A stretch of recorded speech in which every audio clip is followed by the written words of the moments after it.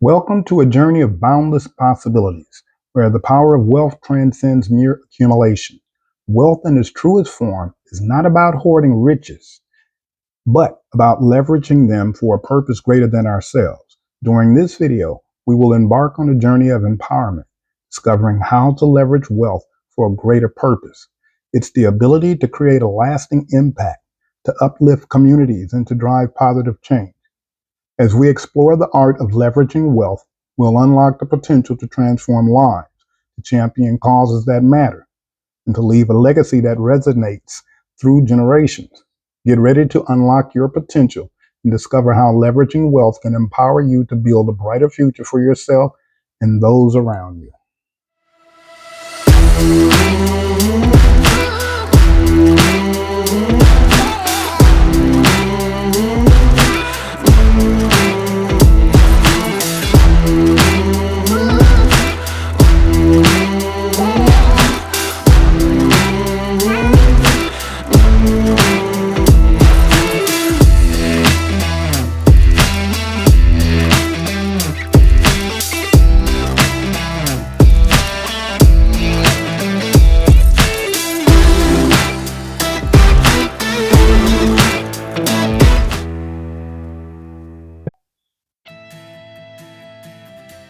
Hello there. In this lesson, we'll dive into the reasons behind establishing business credit. The primary motivation is to secure access to capital through a more streamlined process that isn't tied to your personal credit history. However, the real question is, what do you plan to do with this capital? That's what truly matters in the end, doesn't it? The goal is to employ this capital to generate wealth through leveraging other people's money. Why, you might ask? Well, it's because attempting to amass wealth solely through your own earnings can be quite limiting. While it's possible to earn a decent income this way, if you're undergoing this training, chances are you possess a strong entrepreneurial spirit. As an entrepreneur, one of your primary objectives is likely to grow your business, perhaps even aiming to become a millionaire or create a lasting legacy. Achieving these goals often hinders on your ability to understand and effectively utilize leverage. In this lesson, we'll guide you through harnessing leverage as a tool for wealth creation. To accomplish this, it's crucial to distinguish between good debt and bad debt. This topic is a frequent subject of debate, with prominent figures advocating for both sides. On one side, there is a notable advocate, Robert Kiyosaki, whose book, Rich Dad, Poor Dad, had a profound impact on my perspective regarding investments and allowing your investments to generate income for you. Kiyosaki, a renowned author and trainer in the realm of real estate, advocates using debt as a means to invest in other businesses or real estate properties that yield additional income. This strategy revolves around channeling borrowed funds into assets that can generate more income rather than relying solely on your earned income, which is often constrained by the limited number of hours in a day. For many individuals, especially those who trade their time for an hourly wage, there is an inherent cap on how much they can earn. Simply showing up for work and collecting a paycheck, while honorable, will not lead to significant financial growth. On the flip side, we have another influential figure, Dave Ramsey, who primarily addresses the consumer market. He ardently criticizes debt, emphasizing its problems. Ramsey advocates cutting up credit cards and steering clear of any form of debt, promoting an unwavering commitment to saving money. His philosophy centers on the adage, a penny saved is a penny earned. If you align with Dave Ramsey's belief and principles, navigating certain financial decisions as an entrepreneur may prove to be challenging. That's why through this lesson, I aim to ensure you gain a comprehensive understanding of the disparity between the mindset of entrepreneurs and that of consumers. Now, why do most people harbor a strong aversion to debt?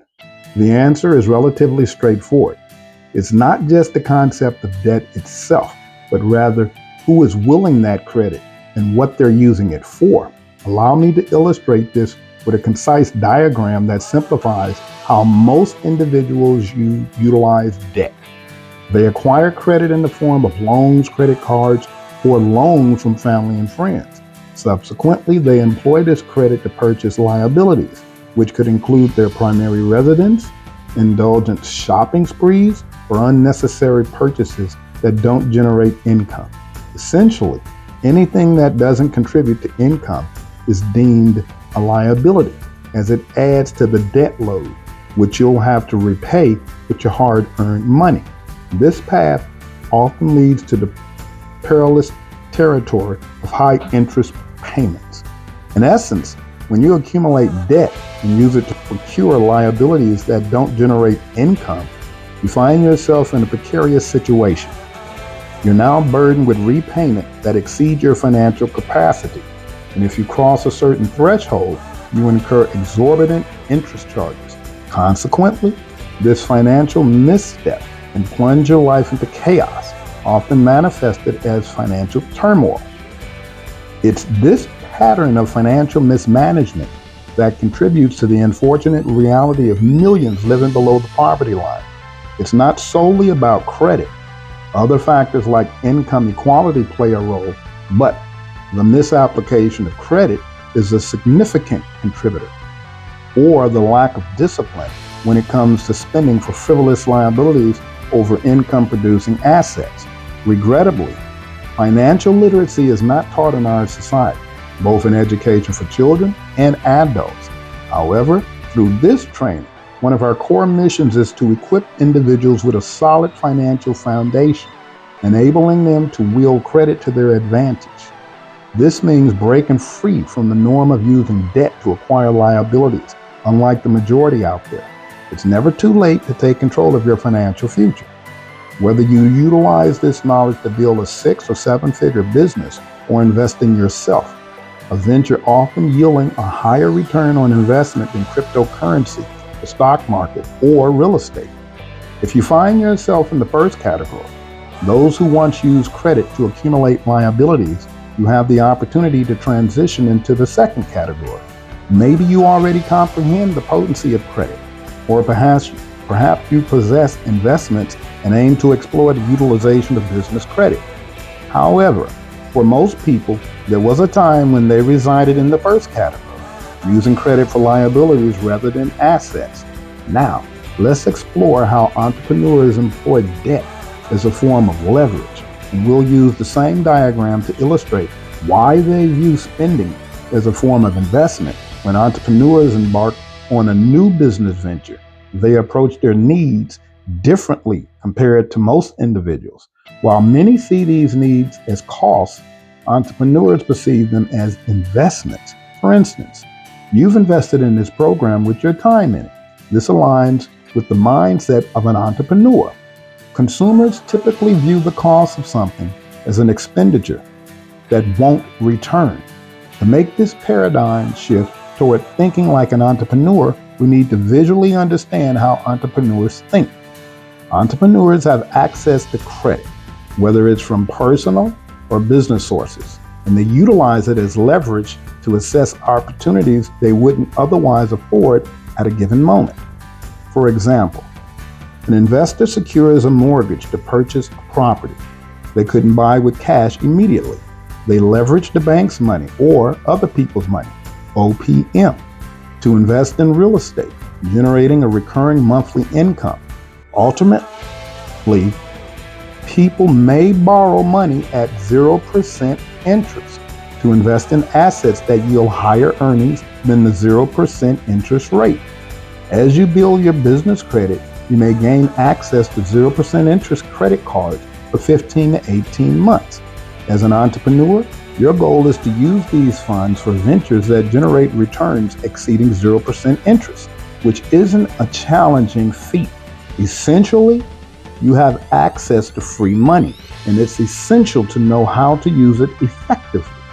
The next step involves acquiring or renting assets that generate income.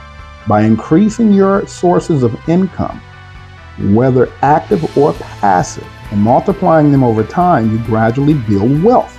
This approach is how many wealthy individuals amass their fortunes. They use credit and leverage to invest in income-producing assets. For example, consider Mark Zuckerberg, the owner of Facebook, who has billions of dollars in cash reserves. Despite this, he still financed his primary home through a mortgage. Why? Because he comprehends the power of leverage. Instead of depleting his bank account, which could be earning him a minimum of 5 to 10%, he leverages other people's money at a lower interest rate, around 2 to 3%. This allows him to utilize his resources more effectively, such as using his home as a base for his business, especially in today's virtual economy. In essence, leverage extends both credit and it also encompasses time. Entrepreneurs hire others to leverage their time, enabling them to expand their businesses further.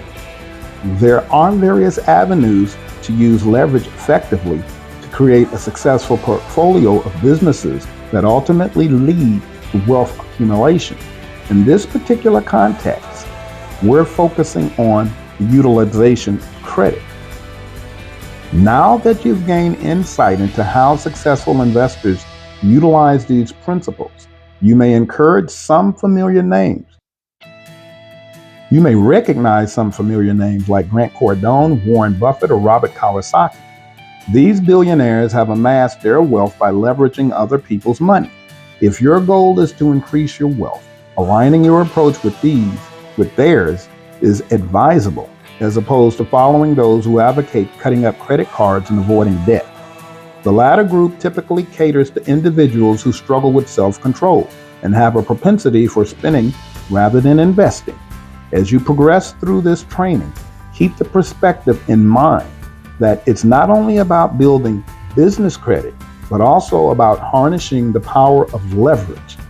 You may not have a concrete business idea at this stage, but what's essential is that having access to capital will provide you with comfort and confidence. This access enables you to pursue your dream business, or if you're unsure about where to start, invest in other businesses or diverse income sources, such as real estate or a successful franchise concept. The doors to opportunity swing wide open when you possess capital at your disposal. Contrast this with a scenario where you lack sufficient funds. In such cases, you might convince yourself that it's not the right time and continue with a traditional 9-to-5 job, working diligently until 65 or 75 years old in hopes of securing a comfortable future. Therefore, it's crucial to internalize these principles. We've already covered several aspects of how to employ credit as leverage to build wealth. One fundamental approach is using credit to eliminate bad debt. If you currently have outstanding credit card debt, securing interest rate of 10%, 15%, or even 20%, it's advisable to prioritize paying off these balances before embarking on new investments. Carrying high interest debt can significantly erode your financial stability. Furthermore, you can utilize credit to invest in yourself, a practice you're already engaging in, but it's essential to consistently allocate resources. If you work 8 hours daily, Monday to Friday, you'll earn an extra $40 per day, which is, in other words, you'd earn as much additional income in 1 week after investing in yourself as you would after 1 year of investing in stocks. Just something to think about. Finally, you can use credit to build a real estate or investment portfolio, kickstart a profitable business venture, or even dive into the lending industry. Many investors, including Wall Street hedge fund managers, leverage credit to initiate alternative lending businesses. By borrowing capital at a low rate of 2% or 3% and lending it at a higher rate, such as 16%, that generates 13% profit without assuming excessive risk. Moreover, credit can be instrumental in growing and scaling your existing business. If you find yourself sitting on a promising opportunity, but hampered by cash flow constraints, access to capital can help you hire more personnel, upgrade equipment, and intensify marketing efforts. This is one of the most common and practical applications of acquiring capital. In this lesson, I aim to expand your horizon and encourage you to think beyond incremental credit access of $10,000, $15,000, or $20,000. Instead, consider the possibility at larger scales, such as in the millions.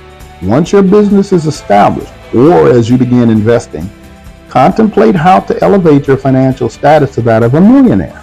With dedication, you might even aim to join the ranks of billionaires.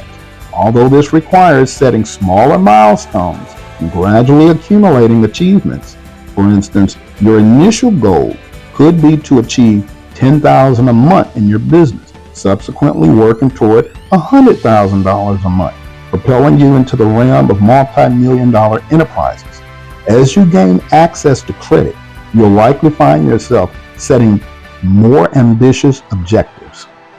Through these lessons, you'll gain the ability to distinguish between bad debt and good debt. Additionally, for those interested in starting a new business or business lending program, our business lending program offers access in amounts ranging from $20,000 to $100,000, requiring no personal guarantee and only a personal FICO score of 685 across all three bureaus. This is one way to speed up your business credit program. There are more ways, and you can have access to these programs through our Business Credit Success Blueprint. So if you're interested, please go to our description and contact us. Thank you.